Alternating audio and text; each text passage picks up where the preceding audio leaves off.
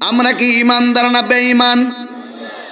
আল্লাহ বলেন, ও বন্ধু আপনি মুমিনদেরকে বলে দেন ইয়াগুদ্দু, তারা যেন অবনত রাখে, মিন আবসারিহিম, তাদের চক্ষুগুলোকে, ওয়া ইয়াহফাজু, যেন হেফাজত করে, ফুরুজাহুম, তাদের লজ্জাস্থান।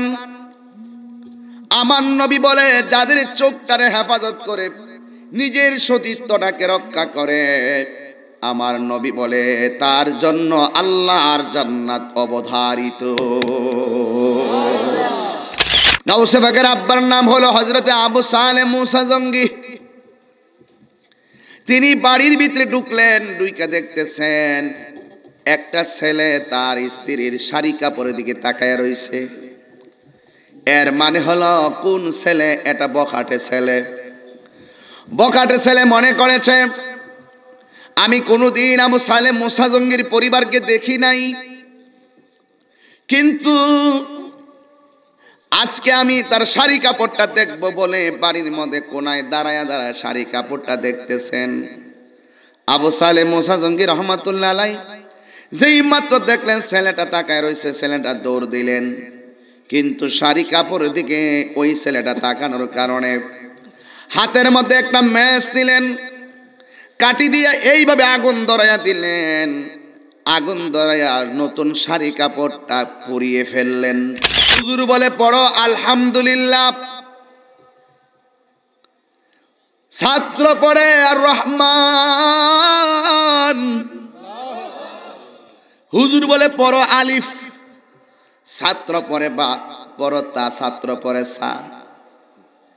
এইবারে হুজুর পড়ে সূরা বাকারা, ছাত্র পড়ে অনেক অন্য সূরা। এইভাবে সূরাগুলা পড়া শুরু করলো। এবার হুজুর ডাক দিয়ে কই, বুঝছি তোমার আম্মা তোমারে শিখায় আমার কাছে পাঠাইছে আমারে পরীক্ষা করার জন্য। এবার ছাত্রটাকে তার মায়ের কাছে নিয়ে গেল। হ্যাঁ মা, আপনার সন্তানকে আপনি শিখাইয়া কেন আমার কাছে পাঠাইছে? 18 পারা কোরআন পড়ছিলেন, আমি পেটের ভিতরে তাইকা 18 পারা কোরআন মুখস্থ কইরা ফালাইছি। আরে হাত তোল, আল্লাহু আকবার। নবরঙ্গের রূপ ধরিয়া পাগল করিয়া এখন দয়াল রইলা কোথায়? জ্বালাইতে কতক্ষণ, নিবাইতে কতক্ষণ, জ্বালাইতে কতক্ষণ, নিবাইতে কতক্ষণ, জানি দয়ালের দয়ার অভাব নাই। এই মুহূর্তে কাউরে কম্বলের নিচে ফালাইয়া ঘুম পাড়াইতেছে। কথা সেটা নয়, অর্থ বুঝতে হবে। ধ্যানে জ্ঞানে আউলিয়া, ধ্যানে জ্ঞানে আমলে আউলিয়া। ধ্যান আছে জ্ঞান নাই রে বেকল, ধ্যান আছে জ্ঞান আছে কিন্তু আমল নাই রে ফাসেক। এই জন্য গভীর চিন্তায় ছন্দ হয়, ছন্দে একটি সুর হয়, সুরেই প্রেম পয়দা হয়। যেই চিন্তায়, যেই ছন্দে, যেই চিন্তা শক্তিতে, যেই সুরে, যেই চেতনায় আল্লাহ রাসূলের ইশকের গান পাওয়া যায়, এটা কখনো হারাম হতে পারে না। এটা 14 এলেমের সর্দার। হাত তুলে বলুন ঠিক কি না বলো।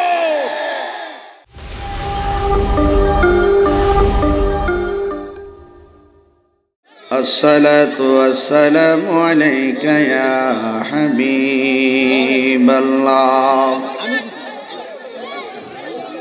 আসসালাতু ওয়াসসালামু আলাইকা ইয়া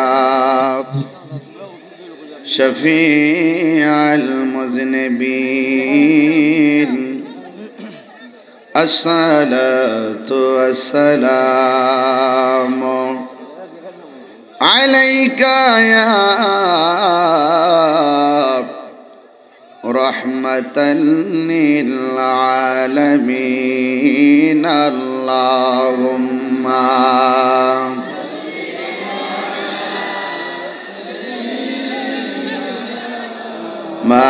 মাওলানা মুহাম্মদ ওয়া আলা আলি সাইয়্যিদিনা। দুনয়নে রাসূল পাক দেখলে কেমন হতো, দয়াল নবীর পিছে নামাজ পড়লে কেমন হতো, দয়াল নবীর পিছে নামাজ পড়লে কেমন হতো। আল্লাহুম্মা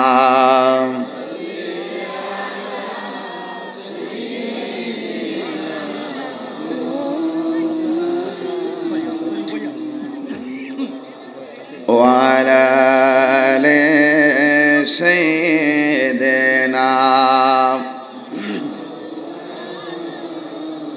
আসতো ভেসে হযরতে বেলালের মধুর আযান, সেই আযানে ছিল এত প্রেম মুগ্ধ রহমান, দয়াল নবীর পিছে নামাজ পড়লে কেমন হতো, দয়াল নবীর পিছে নামাজ পড়লে কেমন হতো।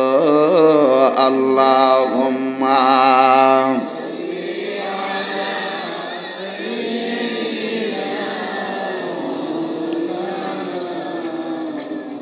ওয়ালা আলি সাইয়্যিদিনা। মুআজ্জাজ ওয়া মুকাররম ওয়া মুবাল্লিগিন উলামায়ে কেরাম, নবীগঞ্জ কল্যাণপুর ঈদগাহ ময়দান গ্রামের সকল মুর্দেগানের স্মরণে ইসালে সওয়াব বার্ষিক সুন্নি ওয়া সম্মেলনের সম্মানিত প্রধান অতিথি, নবীগঞ্জ বাহুবল হবিগঞ্জ এক আসনের মাননীয় সংসদ সদস্য,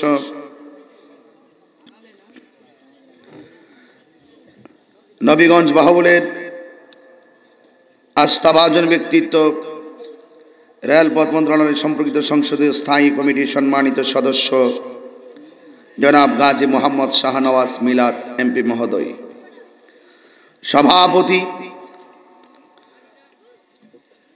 নবীগঞ্জ উপজেলা আওয়ামী লীগের যুগ্ম সাধারণ সম্পাদক, আমার অত্যন্ত প্রিয়তম ব্যক্তিত্ব জনাব কাজী মোহাম্মদ উবাইদুল কাদের হেলাল ভাই, আমার পূর্বে দীর্ঘক্ষণ বক্তব্য রেখেছেন আন্তর্জাতিক খ্যাতিসম্পন্ন মুফাসসিরে কোরআন, আমার অত্যন্ত আদরের প্রিয়তম ব্যক্তিত্ব আল্লামা মুফতি আহমদ হাসান গাজীপুরী সাহেব মাদ্দাজিল্লাহুল আলী। বিশেষ আকর্ষণ মুফাসসিরে কোরআন আল্লামা মুফতি মোহাম্মদ জাকারিয়া সাহেব, মাওলানা হেফজুর রহমান নাইম সাহেব সহ কল্যাণপুর গ্রামের যুব সমাজ, মুরব্বী সমাজ, এলাকাবাসী, নবীগঞ্জবাসী, রাত্র প্রায় 1:45, হাজারো হাজারো মানুষ। আমি অভিভূত, আমি উচ্ছ্বসিত, আমি উদ্বেলিত, আমি আনন্দিত, আমি গর্বিত যে কোরআনের পাখিগুলো আরামের ঘুমকে হারাম করে আজকে কল্যাণপুরে কল্যাণকামী হয়ে কল্যাণের আশায়, রহমতের আশায়, বরকতের আশায় আপনারা এসেছেন। কে এনেছেন? জবান ছেড়ে বলুন। তাহলে চলুন শুকরিয়া তান সকলে পড়ি। কি পড়ব? আরো বড় করে বলুন, আরো বড় করে বলুন। লাখ কোটি দরুদ ও সালাম ওই নবীর নূরানি কদম মোবারক, যিনি হায়াতুন নবী, নূর নবী, গায়েবের খবর দেনেওয়ালা, হুজুরপুর নূর সাল্লাল্লাহু আলাইহি সাল্লামের উম্মত হিসাবে আল্লাহ পাক আমাদের সকলকে কবুল করেছেন। এই জন্য শুকরিয়া তান আবারও পড়ি আলহামদুলিল্লাহ। বাবারা আমার, বেশি লম্বা চূড়া নয়, প্রবাসী ভাইয়েরা ইতিমধ্যে কয়েকজন আমার সাথে যোগাযোগ হয়েছে আপনাদের এলাকার, ওনারা দোয়া চেয়েছেন। আমরা সবাই সবার জন্য দোয়া করব। আপনারা যে সভ্য হয়ে, ভদ্র হয়ে, নম্র হয়ে বসেছেন, আমরা আজকে একসাথে দোয়া করে বাড়িতে যাব ইনশাআল্লাহ। বলেন, খুব বেশি কষ্ট দিব না। তবে একটি কথাই বলতে চাই, আজকে আপনারা এসেছেন খুশি না বেজার? আপনাদের চাইতে আমাদের চাইতে আরো বেশি খুশি কবরবাসী, বেশি খুশি। কারণ সন্তান যখন তাদের জন্য দোয়া করে, আল্লাহ পাক সন্তানের দোয়াকে ওই আপনজনদের কবরে নাজাতের উসিলা হিসেবে প্রেরণ করে দেন। বাবারা আমার, কথা একটাই, ফুলের সৌরভ মানুষের গৌরব চিরদিন থাকে না। আজকে যেই টাইমে আমার জন্য আপনারা অপেক্ষা করছেন, এমন এক সময় আসবে আপনাদের আব্বা ডাকলো আসবেন না, দাদা ডাকলো আসবেন না, টাকা দিলেও আসবেন না। কেন জানেন? ওই যে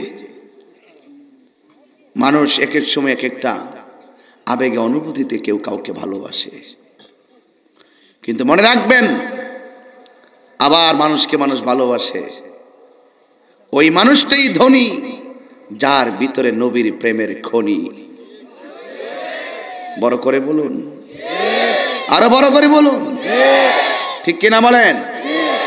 আমরা নবীর আশিক, আমরা নবীর জীবন দিব কিন্তু ঈমান দিব। আমার যুবক ভাইরা, মুরব্বী বাবারাও, নবীগঞ্জ বাহুবলের বন্ধুরা, রাত্র অনেক গভীর রাত্র হয়ে গেল। গভীর রাত্রে আমি আপনাদের সামনে কিছু হাকিকতের উপরে কথা বলতে চাই। আমার ভাইরা, আমার পূর্বে অনেক উলামায়ে কেরাম খুব চমৎকার বয়ান করেছেন। আমিও আপনাদের সামনে কোরআন সুন্নাহর আলোকে কিছু বয়ান করব। এই আল্লাহ রাব্বুল আলামিন এই কোরআনটা সুদীর্ঘ 23 বছরে আমার নবীর উপরে নাজিল করেছেন। অবস্থার আলোকে কোরআনটা নাজিল করেছেন। 7টি পদ্ধতির মাধ্যমে নবীর উপরে কোরআন নাজিল হয়েছে। এর মধ্যে একটা পদ্ধতি হলো ঘুম অবস্থায়, আরেকটা পদ্ধতি হলো ঘণ্টা ধ্বনির ন্যায়। এইভাবে কোরআনটা নাজিল করেছে। কোরআনের আলোতে যারা আলোকিত হবে, ইহকাল পরকাল তারা কামিয়াবি হয়ে যাবে। আর কোরআন থেকে যারা দূরে চলে যাবে, এদের জীবনটা ধ্বংস হয়ে যাবে। কথা বলেন ঠিক কিনা? যালিকাল কিতাবু লা রাইবা ফীহি হুদাল লিল মুত্তাকিন।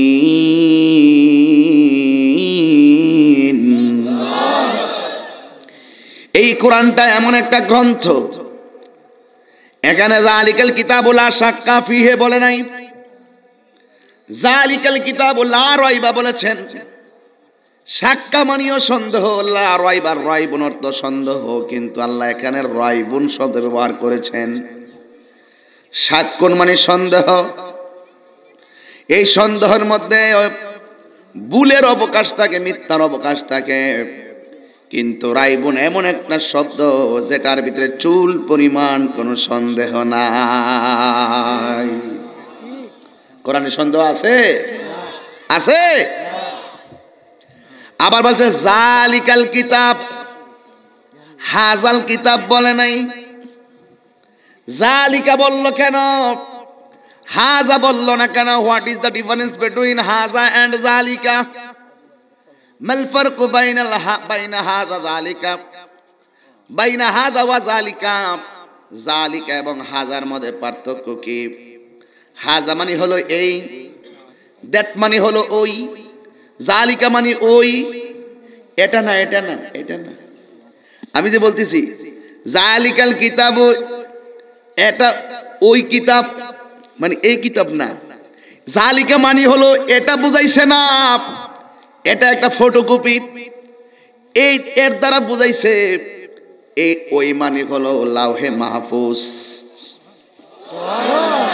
ওয়াজ তো বুঝতে না একটু বোঝা লাগবে না। জাতীয় ধারায় কথা বলতে যেন সবাই দিনের বেলা আবার ওয়াজটা বুঝতে পারে। এখন না ঘুম হইতেছে, সকালে তো আর ঘুম থাকতো না, ওয়াজ বোঝার মতন রেকর্ডিং হইতেছে না, এগুলা আবার 3 দিন পরও বোঝার সুযোগ আছে না নাই বলেন? আছে। এই জন্য বলে যালিকা, এটা ওই কিতাব, মানে কি? যেখানে মোহরাঙ্কিত, যেখানে এটা অঙ্কিত, যেখানে এটা সংযোজিত, যেখানে এটা সংরক্ষিত। এই জালিকা মানে হলো ওই কিতাব যেটার নাম, বাড়ির নাম লাউহে মাহফুজ। আল্লাহ বলেন বাল হুয়া কুরআনুম মাজিদুন ফি লাউহিম মাহফুজ।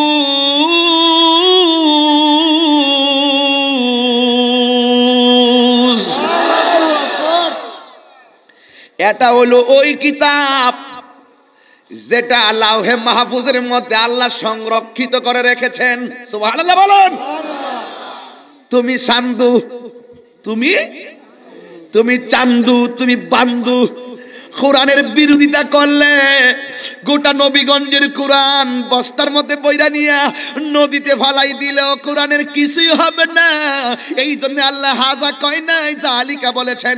এই জালিকা মানে হলো লাউহে মাহফুজের কোরআন শরীফ।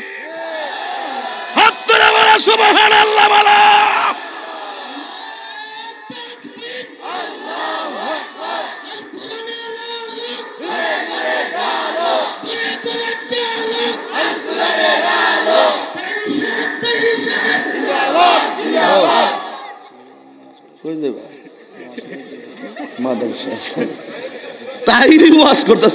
মাদ্রাসা আছে।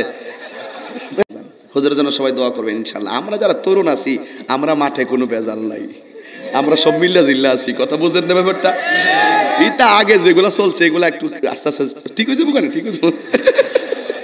আর আমরা যে ফুলা মান্ডি আছি না, এটা আমরা মিল্লা জিল্লা চলতেছি। কেউ মিল্লা চলি তো বালা। ঠিক আছে ইনশাআল্লাহ। সবাই সালাম দেন। হুজুর উত্তর দেন। ওয়ালাইকুম আসসালাম। ওয়াজ হইতনি, ওয়াজ হইতনি। কি খারাপ লাগতেছে আপনার কাছে? আমি কিন্তু খুব গভীর কথা বলতেছি, যদিও হাসাহাসি করতেছি, কারণ রাত্র বেশি হয়েছে। তেল ভাই রাত্রকে বেশি হয়েছে না, একটু মনটা ঠিক করতে হইব। নবীগঞ্জের বাহুবলে কোরআন নিয়ে গাট্টি বান্ধা সাগর ভালাইলে লাভ হইব? কেন লাভ হইতে না? আমি তো বলি না। আল্লাহ কয় ইন্না নাহনু নাযালনা যিকরা ওয়া ইন্না লাহু লাহাফিজুন।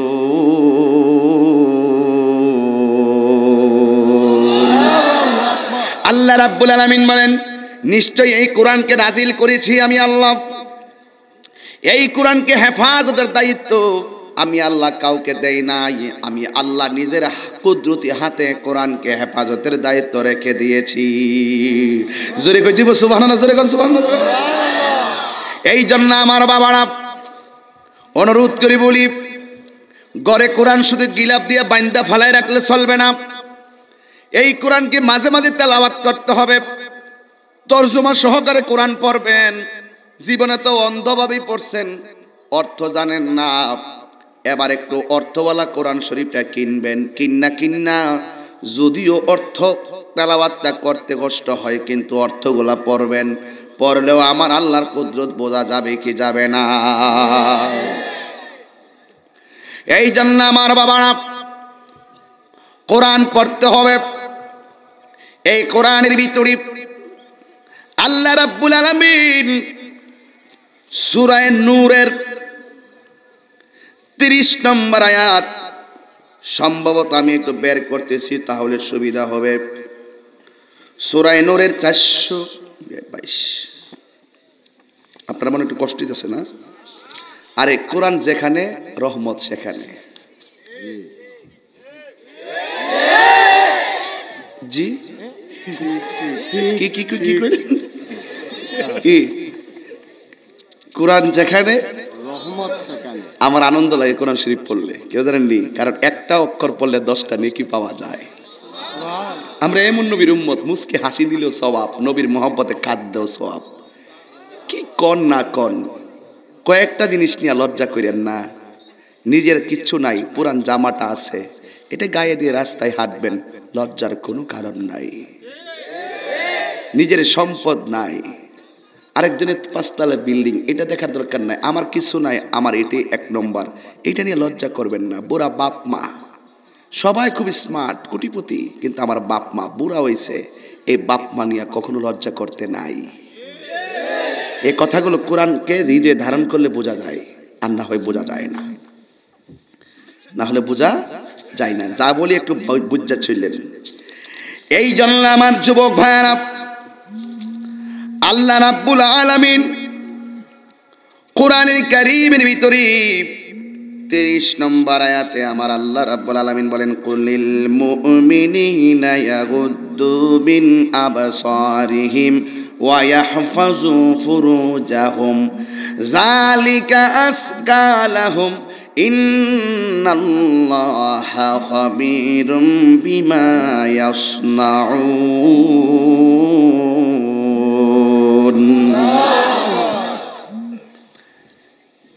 এই কোরআনের ভিতরে আমার আল্লাহ বলেন, কুল, হে বন্ধু আপনি বলে দিন, লিল মুমিনিন, মুমিনদেরকে, আমরা কি ইমানদার না বেঈমান? কথা কই না, আমরা কি ইমানদার না বেঈমান? আল্লাহ বলেন, ও বন্ধু আপনি মুমিনদেরকে বলে দেন, ইয়াগুদ্দু, তারা যেন অবনত রাখে, মিন আবসারিহিম, তাদের চক্ষুগুলোকে, ওয়া ইয়াহফাজু, যেন হেফাজত করে, ফুরুজাহুম, তাদের লজ্জাস্থান। আমার নবী বলে, যাদের চোখটারে হেফাজত করে, নিজের সতীত্বটাকে রক্ষা করে, আমার নবী বলে তার জন্য আল্লাহর জান্নাত অবধারিত। মহিলাদেরকে পর্দার কথা বলার আগে পুরুষদেরকে আল্লাহ পর্দার কথা বলছেন কেন? কেন? শতকরা 98 মেয়ে প্রেমের প্রস্তাব পুরুষের দিকে হয়। কথা কোন ঠিক না ঠিক? ঠিক আছে মানে কি? নবীগঞ্জ স্কুল কোন খায়া সব টিপ দেখাড়া তো মৃত্যু দো।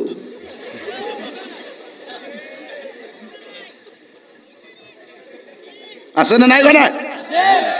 কিন্তু চোখ যে মনের কথা বলে, চোখ যে মনের কথা বলে, কেউ বুঝুক আর না বুঝুক, একজন বোঝে, জবান খুলে বলু তিনি কে। কাশি দেন, দেন দেন দেন দেন, আগে মাঠ ঠিক করে লি, নাইলে ওয়াজ আমার হইতো না। আমার একটা অভ্যাস আছে, এর ক্ষেত্রে আইল আছে না, বালা করে বানলে পানি দিলে থাকবো, আর আইল কাইটটা দিয়ে পানি দিলে আরেকবার খেতে যাইব। কথা কন ঠিক না বেঠি? আরো জোরে কন ঠিক না বেঠি? আর এখন যেমনি লাইল আইল বানছি, এই যে একটা আইল, এই আইল এই আইল এই আইল এইভাবে আইলটা বানছে। আমরা তো আসি হেলাল ভাই, আমরা তো এক পাশে আসি ইনশাল্লাহ। এবার আওয়াজটা জোরে হবে, ঠিক কিনা বলেন? আর যেটি হাঞ্জাবেলা মরে গেছে, এটি ঘুমাইতে দিতাম না আজকে। ইন্নাল্লাহু আলিমুম বিযাতিস সুদূর।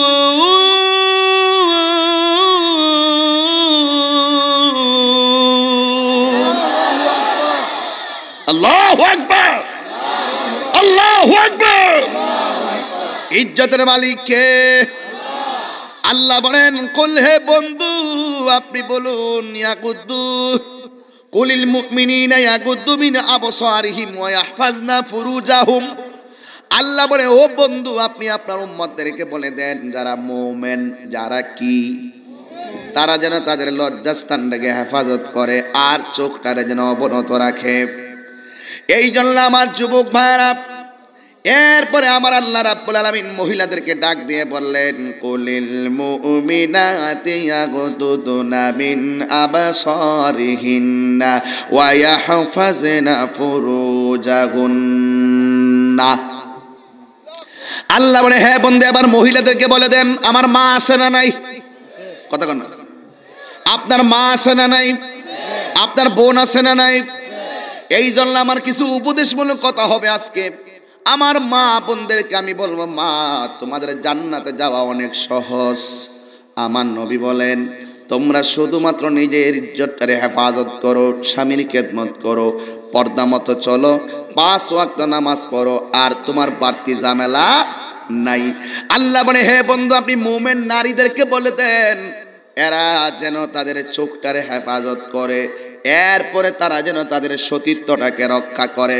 শুধুমাত্র তাই নয়, আল্লাহ বলেন, ওয়ালা ইউবদিনা যিনাতাহুন্না ইল্লা মা যাহারা মিনহা, তারা তাদের সৌন্দর্য প্রকাশ করবে না যেগুলো অনুমোদন আছে এগুলো ছাড়া। ওয়ালা ইউবদিনা যিনাতাহুন্না, এরা এদের সৌন্দর্য প্রকাশ করবে না। ওয়ালিয়াদরিবনা বিখুমুরিহিন্না আলা জুয়ুবিহিন্না। যুবক ভাইরা, এখান থেকে আমি বয়ানটা গঠনমূলক বয়ানের দিকে চলে যাই, বোঝার জন্য বলছি। কারণ কেন জাননি, আমার মা যদি আল্লাহওয়ালা হয়, আমার মা যদি নবীওয়ালা হয়, কথা কই না বাবু, আমার মা যদি আল্লাহওয়ালি হয়, আমার বোন যদি আল্লাহওয়ালি হয়, আমার মা যদি পর্দানসীন হয়, আমার মায়ের পেটের সন্তান যারা এরা আল্লাহওয়ালা হবে। হুজুর গাউসে পাকের নাম শুনছেননি? কথা কই না। গাউসে পাক যখন তার আম্মার পেটের ভিতরে, গাউসে পাকের আব্বার নাম হলো হযরতে আবু সালেহ মুসা জঙ্গি। তিনি বাড়ির ভিতরে ঢুকলেন, ঢুকে দেখতেছেন একটা ছেলে তার স্ত্রীর শাড়ি কাপড়ের দিকে তাকায় রয়েছে। এর মানে হলো কোন ছেলে? এটা বখাটে ছেলে। বখাটে ছেলে মনে করেছে আমি কোনোদিন আবু সালেহ মুসা জঙ্গির পরিবারকে দেখি নাই, কিন্তু আজকে আমি তার শাড়ি কাপড়টা দেখব বলে বাড়ির মধ্যে কোনায় দাঁড়ায় দাঁড়ায় শাড়ি কাপড়টা দেখতেছেন। আবু সালেহ মুসা জঙ্গি রহমাতুল্লাহ আলাইহি যেই মাত্র দেখলেন ছেলেটা তাকায় রয়েছে, ছেলেটা দৌড় দিলেন। কিন্তু শাড়ি কাপড়ের দিকে ওই ছেলেটা তাকানোর কারণে হাতের মধ্যে একটা ম্যাচ দিলেন, কাটি দিয়ে এইভাবে আগুন ধরাইয়া দিলেন। আগুন ধরাইয়া নতুন শাড়ি কাপড়টা পুড়িয়ে ফেললেন। আবু সালেহ মুসা জঙ্গি রহমাতুল্লাহ আলাইহির স্ত্রী উম্মুল খায়ের ফাতেমা দৌড়াইয়া উঠানে আইসা বললেন, স্বামী, এত সুন্দর একটা শাড়ি কাপড় আপনি কেন পোড়াইয়া ফেললেন? একদিনও পরি নাই, শাড়ি কাপড়টা কেবলমাত্র ধৌত করে দিলাম, এই শাড়ি কাপড়টা কেন আপনি পুরাইয়া ফেললেন? ওই মুহূর্তে আবু সালেহ মুসা জঙ্গি রহমাতুল্লাহ আলাইহি বলেন, আমি কেন পুরাইছি জানোনি? আমি আয়েশা দেখতেছি একটা ছেলে তোমার শাড়ি কাপড়টার দিকে তাকায়া রইছে, এই শাড়িটার দিকে বদনজর করেছে। আল্লাহু আকবার বলবেন না? শাড়ির মধ্যে বদনজর করেছে।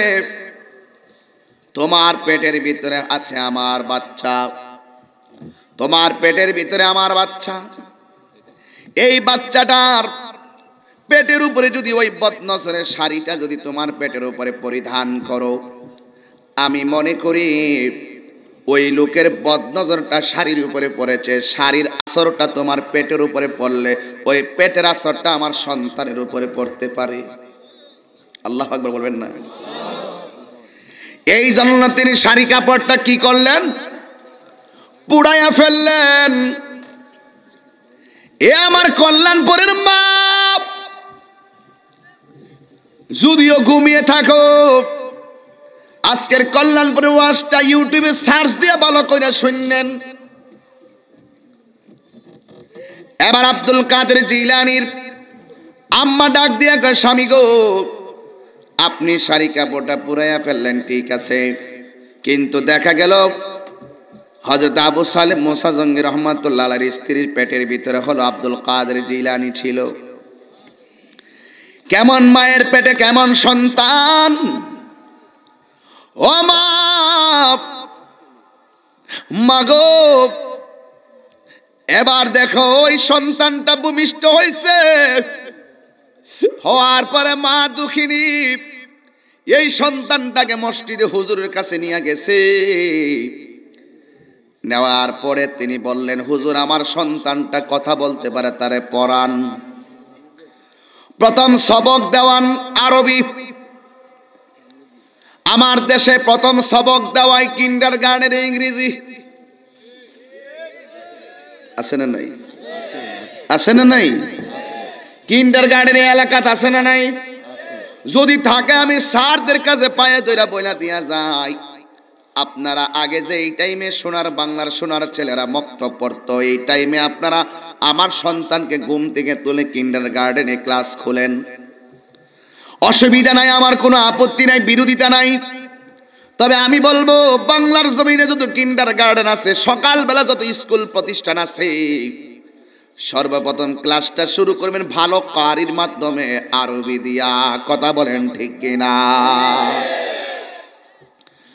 আরবি দিয়া ক্লাসটা শুরু করবেন। খুব শিক্ষামূলক ওয়াজ করতেছি, কোনো ঘটনা নয়, ডানে বামে নয়, বোঝার জন্য বলছি। আব্দুল কাদের জিলানী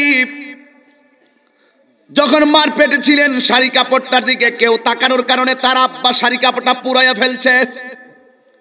শাড়ি কাপড় আসর পড়বে সন্তানের উপরে, কিন্তু দুঃখজনক হলো সত্য, আমার দেশের মায়ের পেটে সন্তান থাকলো মার্কেটের ভিতরে যাইয়া অসম্ভব অনেক অনেক মার্কেটে যাইয়া পেটটা প্রদর্শন করে, মার্কেট করে। আল্লাহর কসম, ওই সন্তান দিয়া ভালো কিছু আশা করা যায় না। কথা বলেন ঠিক কিনা? সাউন্ডটা ইজি তুলে দেন, বক্সটা বন্ধ করছে, এই জন্য সাউন্ড বাইরে খেয়ে গেছে।